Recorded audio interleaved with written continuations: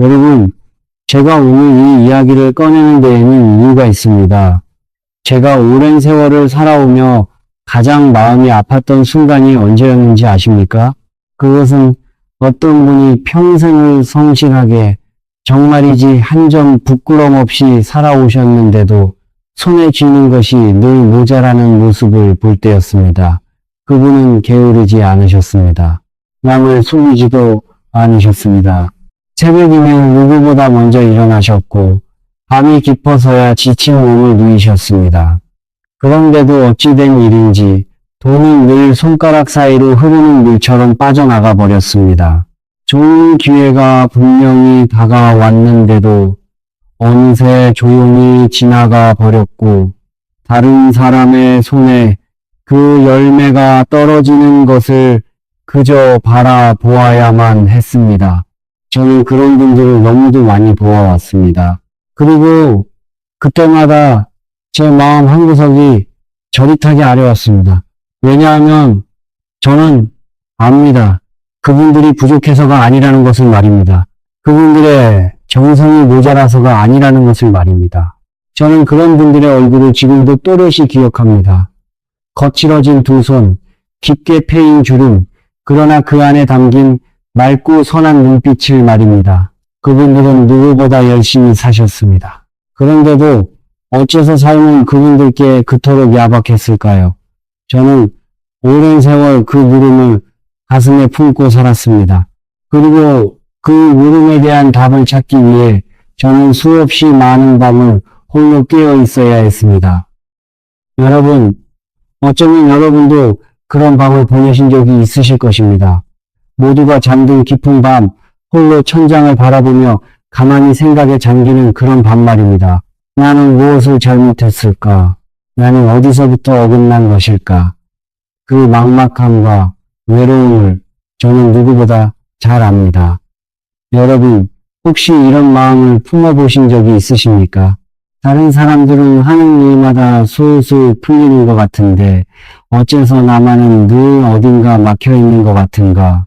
분명히 똑같이 노력하는데 어째서 나에게만은 운이 비껴가는 것 같은가? 그 외로움을, 그 답답함을 저는 압니다. 마치 내 집 안 어딘가에 오래전부터 멈춰버린 보이지 않는 물줄기가 하나 있는데 나만 그것을 모르고 살아온 것 같은 그런 느낌 말입니다. 제가 오랜 세월 수행하며 깨달은 것이 하나 있습니다. 그것은 때때로 한 사람의 운의 흐름을 송두리째 바꾸어 놓는 것이 더 많은 돈도 아니고 더 많은 노력도 아니라는 사실입니다. 놀랍게도 그것은 마땅히 놓아야 할 자리에 놓인 소주 한 병처럼 아주 작고 사소한 무엇일 때가 많았습니다. 혹시 여러분도 좋은 기회가 와도 늘 한 발 늦는다고 느끼셨습니까? 남들보다 부지런히 움직였는데도 결실은 늘 다른 곳에서 맺힌다고 느끼셨습니까? 만약 그러셨다면 오늘 제가 드리는 이 이야기를 부디 끝까지 들어주십시오. 이 이야기는 어쩌면 다른 누구의 이야기가 아니라 바로 여러분 자신의 이야기일지도 모릅니다. 이 영상을 끝까지 들어주세요. 그리고 댓글에 지금 여러분의 집안 기운이 어떻게 흐르고 있는지, 막혀 있다고 느끼시는지, 아니면 흐르고 있다고 느끼시는지 솔직하게 남겨주세요. 그리고 소중한 분들께도 이 이야기를 나누어 주신다면 그 나눔 자체가 복을 부르는 첫걸음이 될 것입니다. 자, 그럼 이제 천천히 이야기를 시작해 보겠습니다. 제가 수행하며 깨달은 진실이 하나 있습니다. 하나는 언제나 게으름에서 오는 것이 아니라는 것입니다. 우리는 흔히 형편이 어려운 사람을 보면 무언가 부족해서 무언가 노력하지 않아서 그렇다고 쉽게 생각해 버립니다. 그러나 저는 그렇게 생각하지 않습니다. 제가 살아오며 본 많은 경우는 그 사람의 잘못이 아니라 그 사람이 머무는 바로 그 집 안에서 어떤 기운이 조용히 죽어버린 데에서 비롯되었습니다. 여러분, 저는 평생 동안 수많은 집을 드나들었습니다. 그런데 참으로 신기한 일이 있었습니다. 어떤 집은 문을 열고 들어서는 순간 마음이 한결 가벼워지고 어깨가 절로 펴졌습니다. 그런데 또 어떤 집은 들어서자마자 어쩐지 가슴이 답답하고 몸이 무거워졌습니다. 가구의 배치가 크게 다른 것도 아니었습니다. 집의 크기가 유난히 차이 나는 것도 아니었습니다. 그런데도 그 안에 흐르는 공기는 완전히 달랐습니다. 저는 오랜 세월 그 차이가 어디에서 오는지를 곰곰이 들여다보았습니다. 그리고 마침내 깨달았습니다. 기운은 머무는 것이 아니라 흘러야 한다는 것을 말입니다. 물이 흐르지 않고 한 곳에 고이면 어떻게 됩니까? 처음에는 맑던 물도 시간이 지나면 탁해지고 결국에는 썩어버립니다. 집 안의 기운도 마찬가지입니다. 한 자리에 오래 멈춰 있으면 그 기운은 생기를 잃고 무거워집니다. 그리고 그렇게 기운이 멈춘 집에서는 아무리 좋은 기회가 문을 두드려도 그 안에 사는 사람의 마음이 그것을 알아챌 만큼 맑지가 못합니다. 이것이 제가 깨달은 가난의 또 다른 얼굴입니다. 노력이 모자라서가 아니라 흐름이 멈춰 있어서 오는 막힘. 여러분, 이 말을 가슴에 새겨주십시오. 여러분의 삶이 어딘가 막혀 있다고 느껴지신다면 그것은 여러분이 부족해서가 아닐 수 있습니다. 다만 여러분의 곁에서 어떤 흐름이 오래도록 잠들어 있었을 뿐인지도 모릅니다.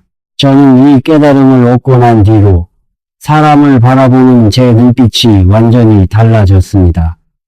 형편이 어려운 분을 보아도 함부로 그분을 탓하지 않게 되었습니다. 오히려 그분이 머무는 자리를, 그분이 둘러싼 보이지 않는 흐름을 가만히 헤아리게 되었습니다. 그리고 그렇게 바라보기 시작하니 비로소 보이지 않던 것들이 보이기 시작했습니다. 흐르지 못하고 고인 자리에는 늘 무언가 쌓여 있었습니다. 오래도록 손대지 않은 물건들, 들춰보지 않은 구석들, 마음 한편에 밀어둔 이들 말입니다. 집 안의 막힘은 곧 마음의 막힘이었고 마음의 막힘은 곧 삶의 막힘이었습니다. 이 세 가지는 따로 떨어진 것이 아니라 보이지 않는 한 줄기로 이어져 있었던 것입니다. 옛 어른들은 이 막힌 흐름을 깨우는 지혜를 알고 계셨습니다. 그분들이 글로 배운 것이 아니라 살아오며 몸으로 터득한 지혜를 가지고 계셨습니다.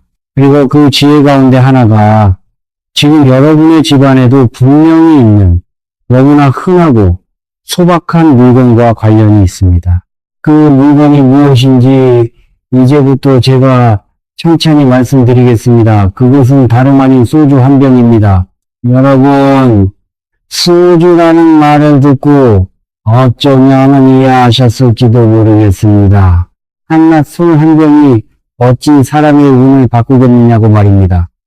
그러나 제가 이해한 소주의 본질은 단순히 마시기 위한 술이 그것의 전부가 아니라는 것입니다. 소주가 어떻게 만들어지는지 한번 생각해 보십시오. 그것은 쌀알, 곡식 한 톨 한 톨이 발효라는 긴 과정을 거쳐 비로소 태어납니다. 단단하게 굳어있던 곡식이 시간을 견디고 어둠을 견디고 안에서부터 천천히 변화하여 마침내 전혀 새로운 모습으로 피어나는 것입니다.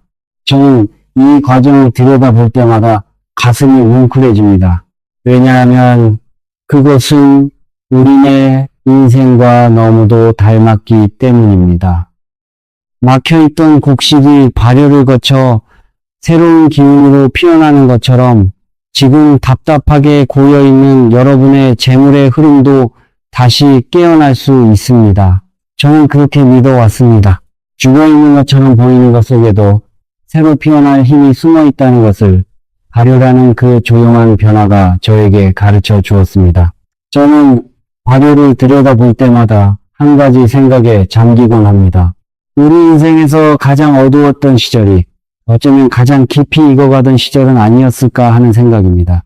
곡식이 어둠 속에서 묵묵히 시간을 견디며 비로소 새로운 향을 품듯이 우리도 견디기 힘든 그 시절을 지나며 안에서부터 조금씩 익어갔던 것은 아닐까요? 그러니 지금 여러분의 삶이 답답하고 캄캄하게만 느껴지신다면 부디 너무 낙심하지 마십시오. 어쩌면 지금 이 순간이 여러분 안에서 가장 귀한 무언가가 익어가는 시간일지도 모르니까요. 여기서 저는 여러분께 한 가지 경주어 드리고 싶습니다. 물과 소주의 차이입니다. 물은 어떤 기운을 지니고 있습니까? 물은 안정된 기운, 잔잔하고 부드러운 기운을 지니고 있습니다. 물이 있는 곳은 마음이 가라앉고 차분해집니다. 그런데 소주는 다릅니다. 소주는 퍼져나가는 기운, 사람과 사랑을 잇는 기운, 잠든 것을 깨우는 기운을 지니고 있습니다. 술 한 잔 따르면 그 향이 순식간에 온 방 안에 퍼지지 않습니까? 바로 그처럼 소주의 기운은 멀리까지 번져나가 사람을 불러모으고 새로운 인연의 문을 열어줍니다. 여러분도 한번 떠올려 보십시오. 예로부터 사람들이 가장 정성스럽게 마음을 모으던 자리에는 늘 술이 함께하지 않았습니까? 귀한 손님을 맞을 때도, 큰 약속을 맺을 때도 사람과 사람이 마음을 열고 하나가 되던 그 자리에는 언제나 술 한 잔이 놓여 있었습니다. 그것은 우연이 아닙니다. 술이 지닌 그 퍼져나가는 기운이 닫힌 마음을 열고 인연을 이어주는 힘을 가졌기 때문입니다. 저는 그 오랜 풍습 속에 우리 어른들의 깊은 지혜가 담겨 있다고 늘 생각해 왔습니다. 자, 그렇다면 이제 가장 중요한 이야기로 들어가 보겠습니다. 그 소주를 대체 어디에 두어야 막힌 재물의 흐름이 다시 열리는가 하는 것입니다. 먼저 집의 서쪽입니다. 서쪽은 하루의 기운이 마무리되고 결실이 드러나는 자리입니다. 해가 동쪽에서 떠올라 온 하루를 지나 마침내 서쪽으로 기울지 않습니까? 그 서쪽은 모든 것이 무르이고 열매로 맺히는 가을의 자리와도 같습니다. 여러분께서 이미 이루어 놓으신 것들이 더욱 풍성하게 불어나기를 바라신다면 바로 그 서쪽에 소주를 가만히 놓아 보십시오. 그것은 마치 가을거지를 하듯 그동안 여러분이 흘린 땀과 정성을 알차게 거두어 드리는 일입니다. 다만 한 가지 따뜻한 당부를 드리겠습니다. 햇빛이 직접 내리쬐는 자리는 피해 주십시오. 너무 강한 빛은 오히려 그 고요한 기운을 흩어버리니까요. 그 다음은 방 가까이 혹은 사람의 발길이 잘 닿지 않는 방이나 창고 같은 곳입니다. 여러분, 사람의 발길이 닿지 않는 것의 기운은 금세 죽어버립니다. 우리가 자주 드나들고 자주 손길을 주는 곳은 늘 생기가 돕니다. 그러나 한번 들어가면 몇 달이고 잊고 마는 그런 구석은 기운이 고이고 또 고여서 결국 무겁게 가라앉아 버립니다. 바로 그렇게 잠들어 버린 자리를 소주가 깨워줍니다. 즐거운 어떤 분은 오래도록 방치해두었던 창고 입구에 소주를 둔 뒤로 그동안 이상하게 묶여있던 일들이 하나씩 풀리기 시작했다고 저에게 말씀하셨습니다. 저는 그 말씀을 들으며 고개를 끄덕였습니다. 잠들어 있던 자리가 깨어나니 그 집의 흐름 전체가 함께 깨어난 것입니다. 그분은 저에게 이런 말씀도 덧붙이셨습니다. 사실 소주를 둔 것보다 그 창고를 다시 들여다보게 된 것이 더 큰 변화였다고 말입니다. 그 말씀에 저는 깊이 공감했습니다.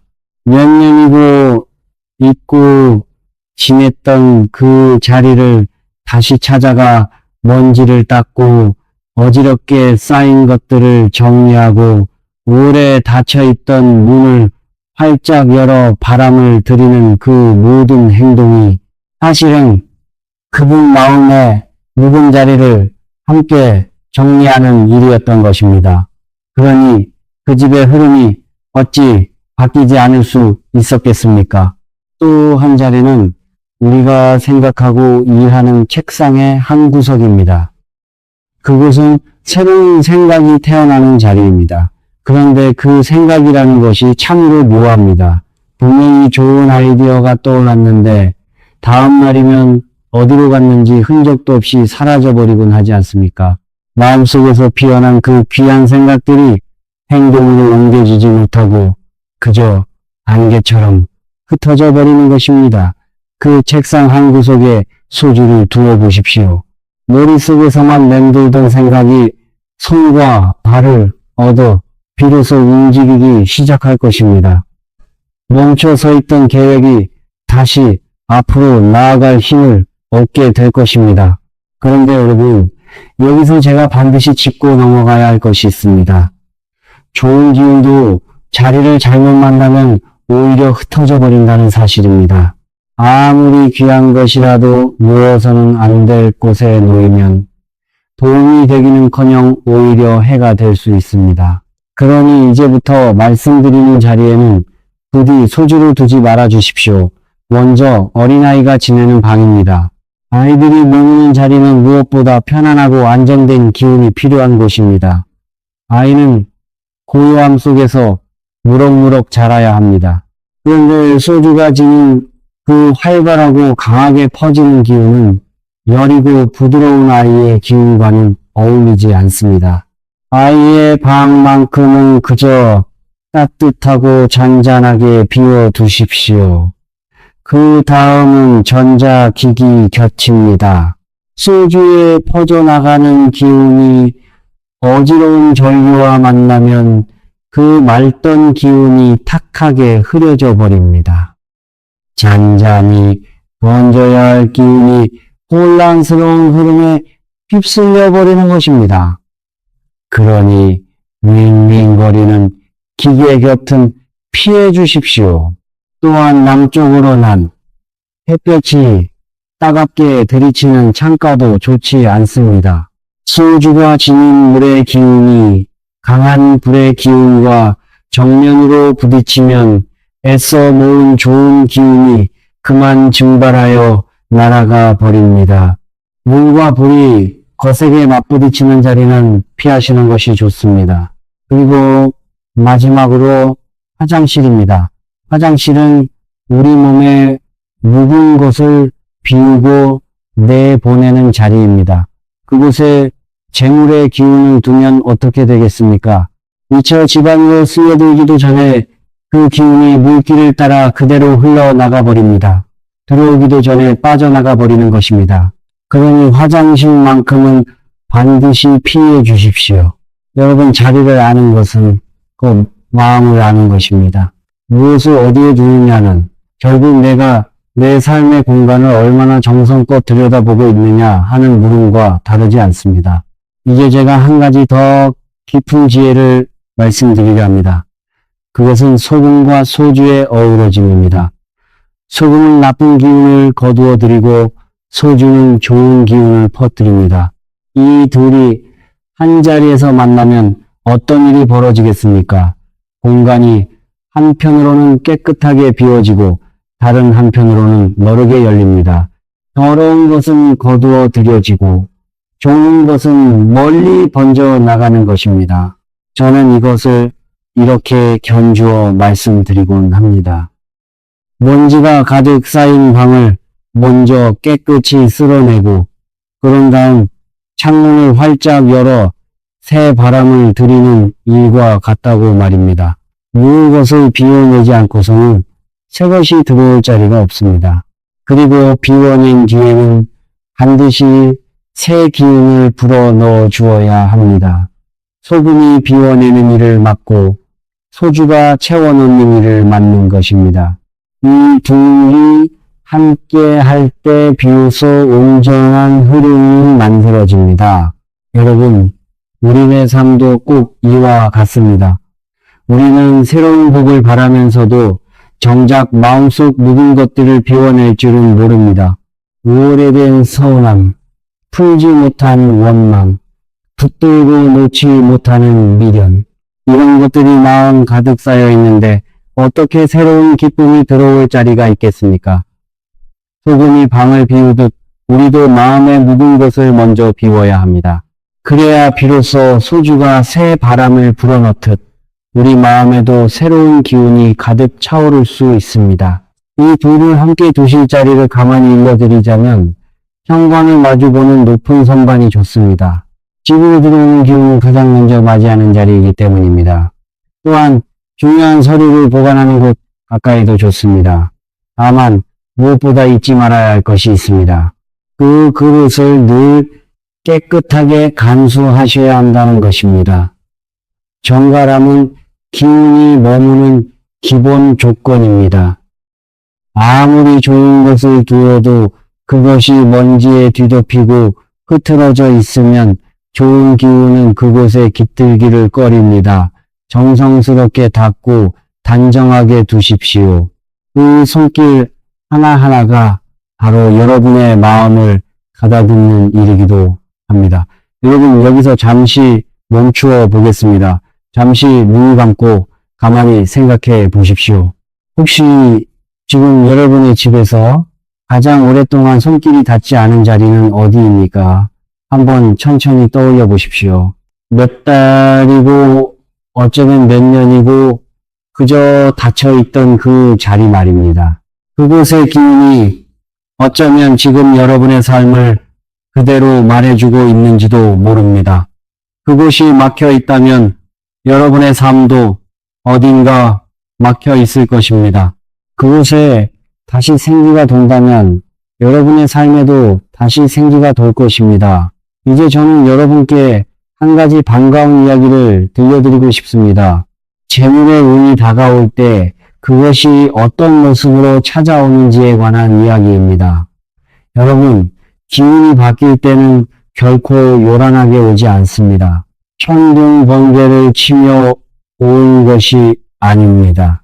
그것은 아주 작은 일상의 사소한 신호들 속에 조용히 모습을 드러냅니다. 그래서 마음이 깨어있지 않으면 그냥 지나쳐버리기 쉽습니다.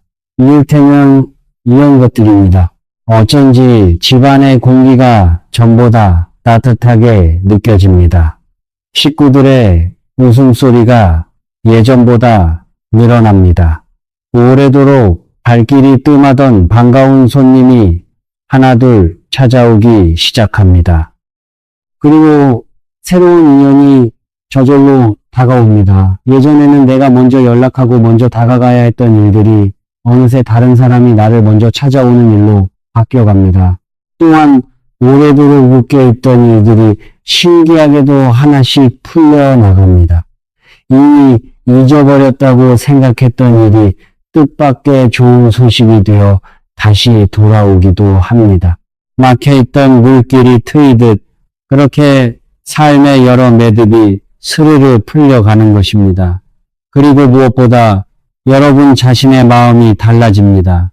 예전 같으면 조바심을 내며 안절부절 못했을 일에도 어쩐지 마음이 차분하게 가라앉습니다. 작은 일에도 감사하는 마음이 절로 솟아납니다. 아침에 눈을 떴을 때 창으로 들어오는 햇살이 새삼 고맙고 따뜻한 밥 한 그릇이 새삼 귀하게 느껴집니다. 저는 이것이야말로 가장 분명한 신호라고 말씀드리고 싶습니다. 바깥에 무엇이 바뀌기에 앞서 그것을 바라보는 여러분의 마음이 먼저 너그러워지고 따뜻해지는 것입니다. 그리고 그렇게 마음이 열린 사람에게는 좋은 일들이 줄을 지어 찾아오기 마련입니다.